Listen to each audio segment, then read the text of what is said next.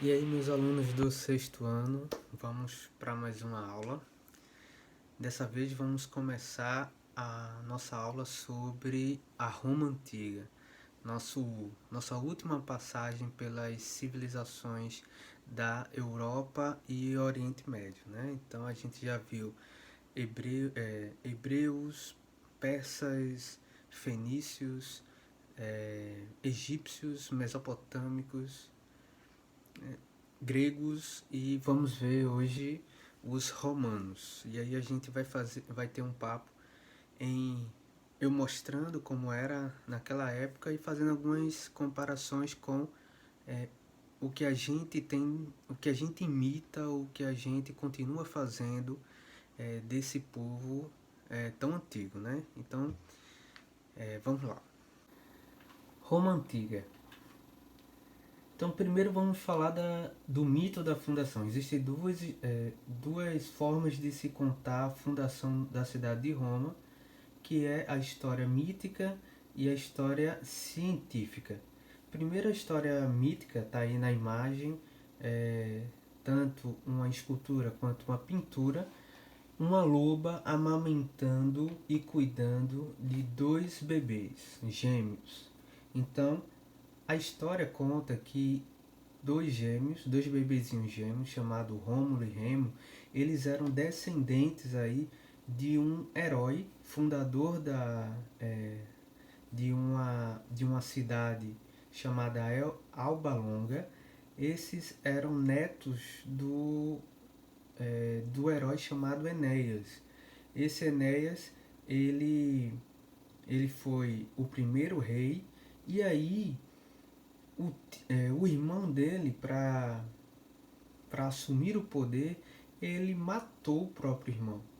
E não só matou o próprio irmão, como jogou os dois bebês gêmeos no rio Tibre, que é o rio que corta a cidade de Roma.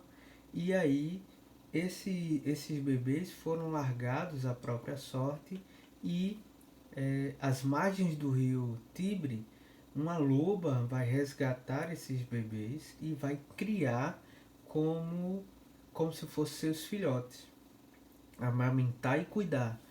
E eles vão crescer, se tornar homens e eles vão ser adotados por um casal de camponeses. Quando eles se tornam adultos, eles vão atrás do seu passado e vão descobrir toda a sua linhagem real e vão destronar aí o seu tio avô e fundar na margem onde eles foram encontrados pela loba a cidade de Roma.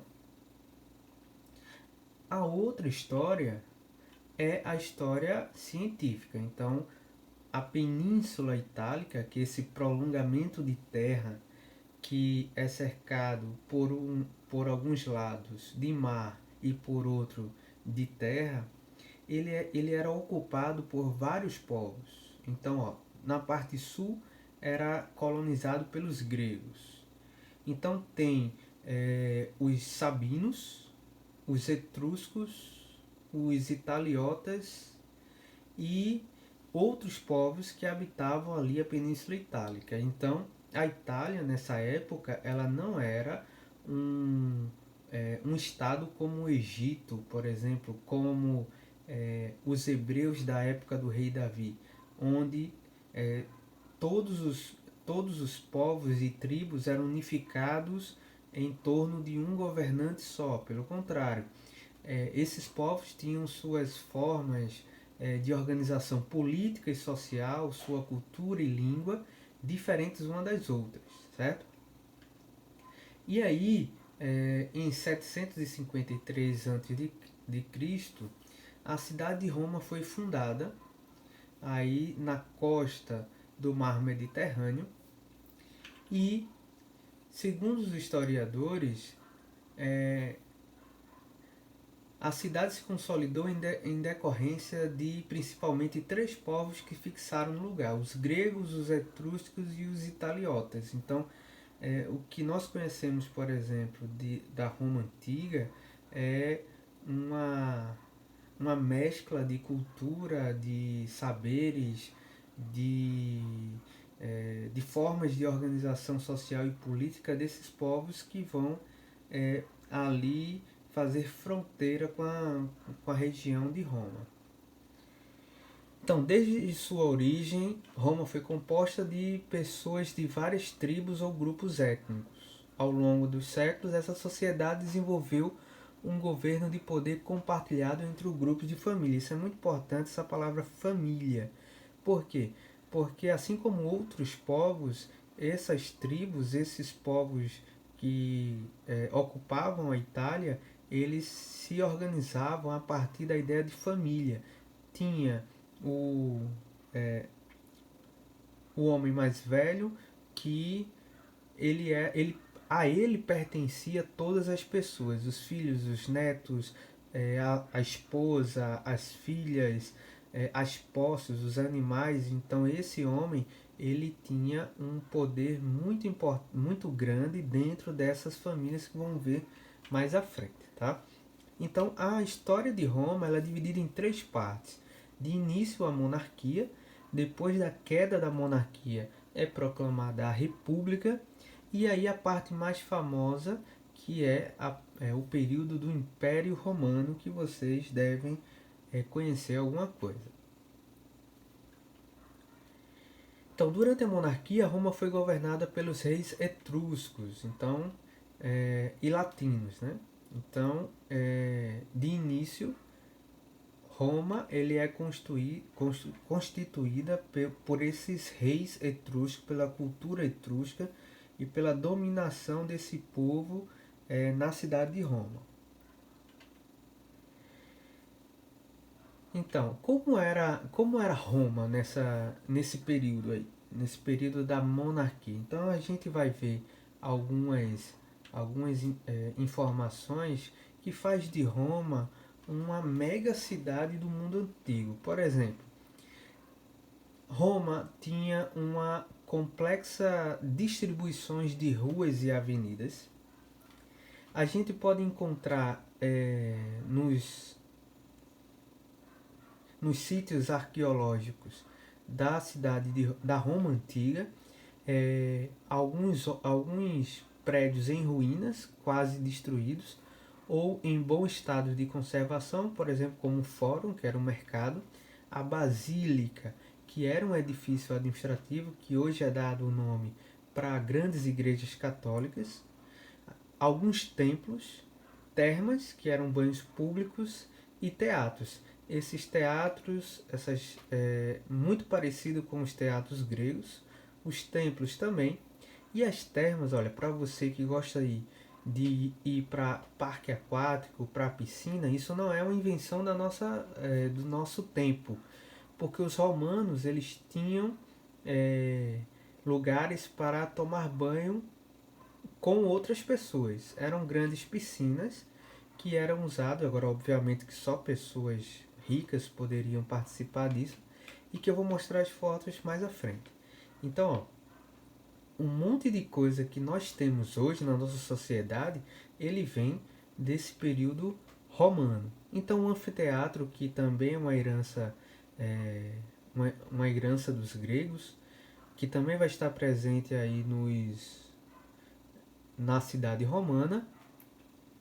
E além dos anfiteatros, tem o Coliseu, tem o Circo Máximo, que era onde tinham os grandes eventos esportivos e de entretenimento da população.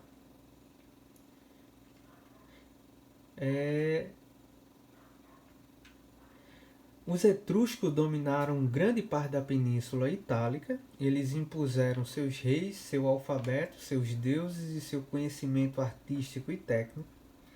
Sob a monarquia etrusca, Roma ganhou importância em virtude da sua participação nas rotas comerciais, especialmente a do sal. Transformou-se em uma cidade com pontes, aquedutos, novas casas, templos e uma grande muralha.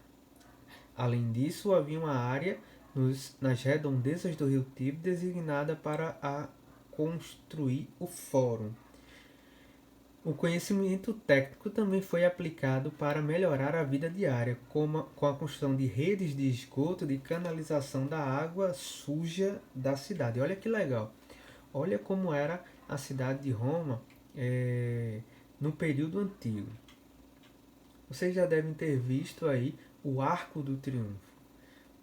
Existe um bem famoso em Paris, né, que é cartão postal, mas esse Arco do Triunfo foi uma construção romana para que toda vez quando o exército romano ganhasse uma guerra, ele construía um Arco do Triunfo para comemorar aí o triunfo na batalha. E isso se espalhou por todo o território romano, sendo encontrado em várias localidades. Aí a gente tem o fórum. Vê que legal. Parece muito algumas construções gregas, né?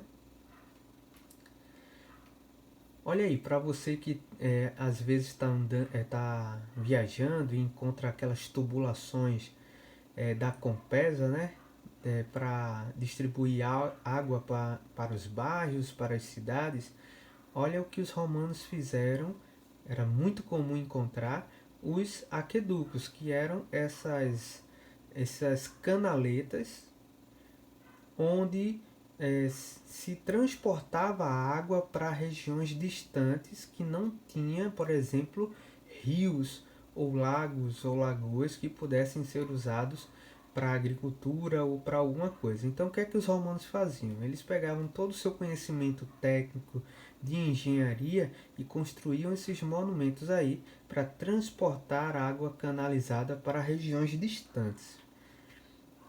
Olha o que eu falei, os banhos públicos eram piscinas que eram feitas dentro de, obviamente, de grandes salões, sendo frequentados pela nobreza romana, né? Então, e outra, só homens. Então os homens, quando estavam entediados, aí iriam se divertir nos banhos públicos. Para você que gosta aí de parque aquático, isso não é uma criação do nosso tempo. E para você que gosta de futebol, por exemplo, e gosta de ir para estádio, também isso não é uma criação nossa. Os romanos fizeram um mega estádio onde se praticava, por exemplo, lutas de gladiadores, lutas contra animais selvagens, e isso tudo para entreter a sociedade. Então olha como a cidade de Roma ela era grandiosa para a época, né? Então, na monarquia, o rei exercia funções administrativas, militares, judiciais e religiosas. Não é muito diferente dos outros povos. Então, o rei, além de administrar a cidade, ele também era o grande general do exército, ele também era o grande juiz e o grande líder religioso. Então, em alguns períodos da história romana, o rei era a própria encarnação de alguns deuses. Então, quando eu falei sobre as famílias, que era muito importante, essas famílias era chamado de gens, sempre controlado pelo homem mais velho, pelo patriarca da família toda. E aí, essas pessoas que eram famílias importantes, que tinham o controle da terra, eles também tinham o direito de participar da política. Só você lembrar aí da democracia grega, que a gente estudou na aula passada, os romanos criaram um, uma assembleia chamada Senado, onde eles discutiam a política e as melhorias que era para ser feito na cidade e também na vida dos cidadãos. Então essas pessoas nobres das primeiras famílias da cidade, elas tinham o direito aí de participar da política, participar do Senado. Inclusive eles eram tão importantes, mas tão importantes, que eles tinham o poder de aceitar um rei ou rejeitar um rei. Olha só o quanto eles tinham de poder. Então a Assembleia era constituída por 300 membros, ficava encarregado de aceitar ou rejeitar a nomeação do monarca, que é a mesma coisa que rei, além de responder por assuntos referentes à guerra. A cidade romana contava com 3 ordens principais. Isso é interessante. Ó. Como era dividido a sociedade romana? Na monarquia e um pouco mais à frente na república. Existiam os plebeus, os equestres e a classe senatorial. Vamos ver cada uma delas, tá? Os plebeus eram cidadãos comuns, em sua maioria pobres. É muito comum a gente achar que os plebeus eram aquelas pessoas muito pobres que passavam fome, etc. Mas os plebeus, na verdade, são todos aqueles cidadãos livres que não fazem parte da nobreza. Então preste atenção. Por exemplo, aconteceu há alguns anos atrás o casamento do neto da Rainha Elizabeth da Inglaterra com uma plebeia. Então era um príncipe se casando com a plebeia. E essa plebeia era uma pessoa qualquer? Era uma pessoa pobre? Não, ela era muito rica. Ela é ainda. Ela é muito rica e a condição de plebeia é porque ela não fazia parte da família real, certo? Então, mas ela era muito rica, ela é muito rica, a família dela é muito rica. Então a mesma coisa aqui, os plebeus eram pessoas livres, pobres ou então com uma certa condição financeira, mas que não fazia parte da nobreza. Então olha como era dividida. Lá em cima, os membros que poderiam fazer parte do Senado, por isso o nome senatorial, eram as pessoas que tinham a posse das terras. Os equestres, que eram os comerciantes, e eles também eles tinham bens suficientes para participar do exército. E os inferiores aos plebeus, que eram as pessoas que não faziam parte dessa nobreza e nem eram enriquecidas, certo? E abaixo dos plebeus tinha os escravos. E aí, como era a educação em Roma? E é muito interessante porque se parece um pouquinho com a nossa educação. Olha, as crianças frequentavam a escola para aprender a ler e começavam a ter aulas tanto em casa quanto com um professor particular. Então, olha, a educação ela começava em casa. Então, os primeiros conhecimentos que ensinava era a família. Então, quando a criança ia para a escola, ela já ia conhecendo alguma coisa. Não é feito hoje que desde bebezinho se coloca na escola e ele vai aprendendo na escola, certo? Os alunos tinham que levar, na idade escolar, tinham que levar o seu próprio material, tinteiros, penas, cadernos de madeira para os exercícios e encontravam na escola livros que deveriam estudar. Almoçavam em casa e voltavam à tarde para continuar os estudos. Então, olha aí, ó, você que tem algum parente estudando integral nas escolas públicas, isso também não é uma invenção nossa, não. É uma invenção lá do mundo antigo. Os estudos integrais. Estudava de manhã, ia para casa, almoçava e à tarde voltava para a escola para estudar. A educação romana era sobretudo destinada aos jovens ricos, porque não existia educação pública, era educação privada, ou seja, quem tinha dinheiro estudava, quem não tinha dinheiro passava a vida analfabeto, sem saber ler e escrever.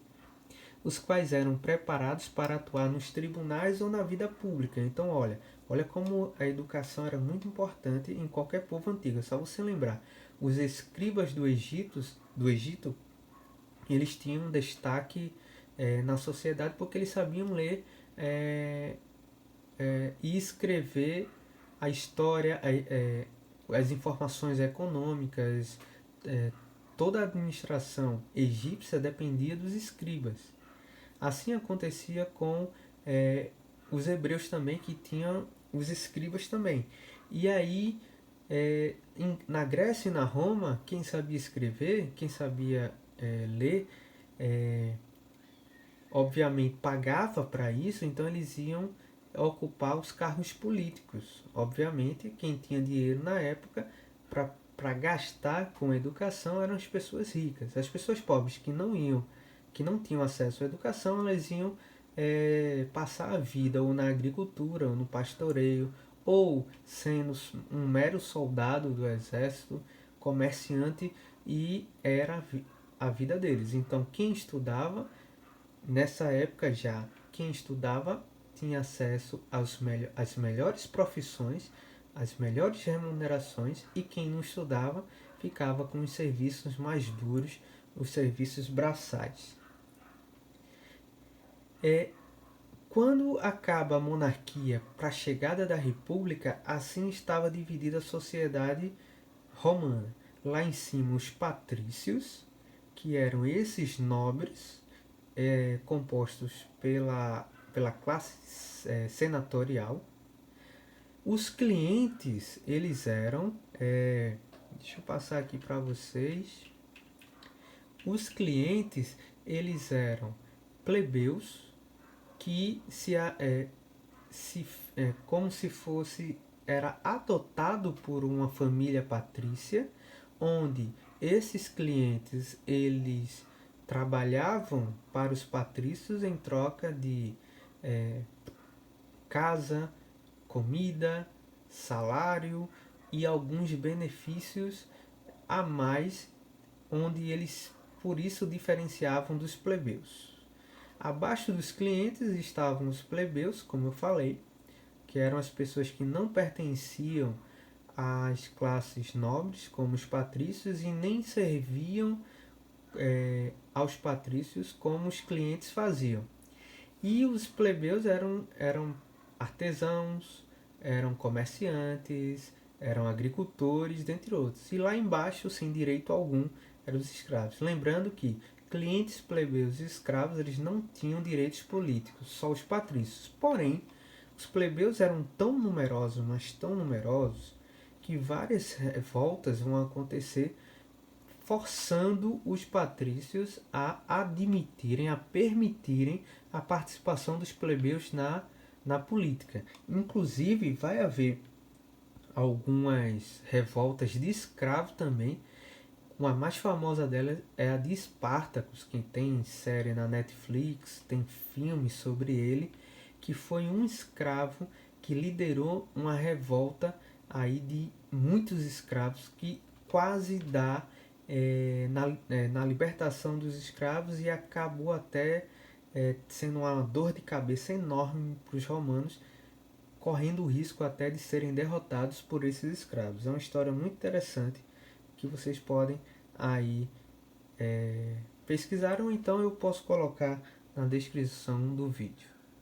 Então, gente, essas são as informações preliminares sobre a cidade de Roma no período da monarquia em transição para a república. Na próxima aula nós vamos estudar a república e o império. Então, revisem, revejam essa aula e bons estudos. Até a próxima aula.